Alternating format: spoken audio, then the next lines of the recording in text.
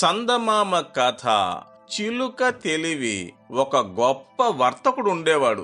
అతడు ఓడ మీద వర్తకానికి వెళ్లేవాడు. వెళ్లే ముందు ఇంట్లో అందర్నీ నేను విదేశాలకు వెళ్తున్నాను, మీకేమేం కావాలి అని అడిగేవాడు.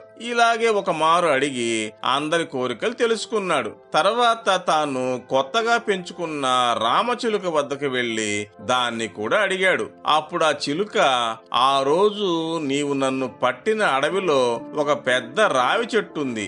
ఆ చెట్టు మీద ఇంకా ఎన్నో చిలకలుంటాయి. నీవు వెళ్లి వాటితో మీలాంటి చిలుకే నా వద్ద కూడా ఒకటి ఉంది, ఈ మాట మీతో అది చెప్పి రమ్మంది అను. అవి ఏమి జవాబిస్తాయో వచ్చి నాతో చెప్పు, ఇదే నాకు కావలసిన ఉపకారం అని చెప్పింది. మర్నాడే వర్తకుడు ప్రయాణం గట్టాడు. 6 నెలలకు అతని వ్యాపారం పూర్తయింది. తర్వాత చిలుక చెప్పిన అడవిలో పెద్ద రావి చెట్టు వద్దకు వెళ్లి అక్కడ ఉన్న వేలాది చిలుకలతో, ఓ చిలుకల్లారా, మీలాంటి చిలకే నా వద్ద ఉంది, ఈ మాట అది మీతో చెప్పమంది అన్నాడు. ఇది వినగానే వాటిలో ఒక చిలుక కింద పడి చనిపోయింది. తక్కినవన్నీ ఏ జవాబు చెప్పకుండానే ఎగిరిపోయాయి. సరే, వర్తకుడు ఇల్లు చేరుకొని అడవిలో చిలుక చచ్చిన వార్తను తన చిలుకకు చెప్పాడు. వెంటనే ఆ చిలుక కూడా గిలగిలా తన్నుకొని పంజరంలోనే ప్రాణం వదిలింది. అయ్యో అనుకొని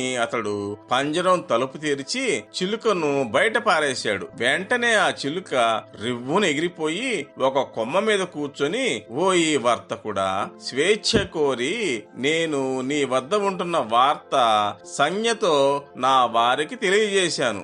వాళ్ళు నా మాటను అర్థం చేసుకుని నీ వద్ద నుంచి నా విడుదలకు ఈ విధంగా దారి చూపారు అంటూ ఎగిరిపోయింది. వర్తకుడు తెల్లబోయాడు.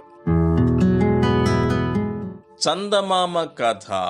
పెద్దమ్మ కొడుకు. ఒక మహారాజు వద్ద ఉదారుడైన మంత్రి ఉండేవాడు. ఆయన నిరంతరం అన్నదానం చేస్తూ ఉండేవాడు. దేశ దేశాల నుంచి అతిథులు వచ్చి ఆయన చేసే అన్నదానంలో రోజు భోజనం చేస్తూ ఉండేవారు. వచ్చేవాళ్ళెవరో పోయేవాళ్ళెవరో ఎవళ్ళు ఎంతకాలం తన ఇంట ఉన్నారో ఆ మంత్రికి ఎన్నడూ లెక్క చూసుకోవడం అలవాట్లేదు. ఒక రోజున ఒక అతిథి 2 పూటలా భోజనానికి ఉండిపోవడం వల్ల తరచూ మంత్రి కళ్ళపడ్డం జరిగింది.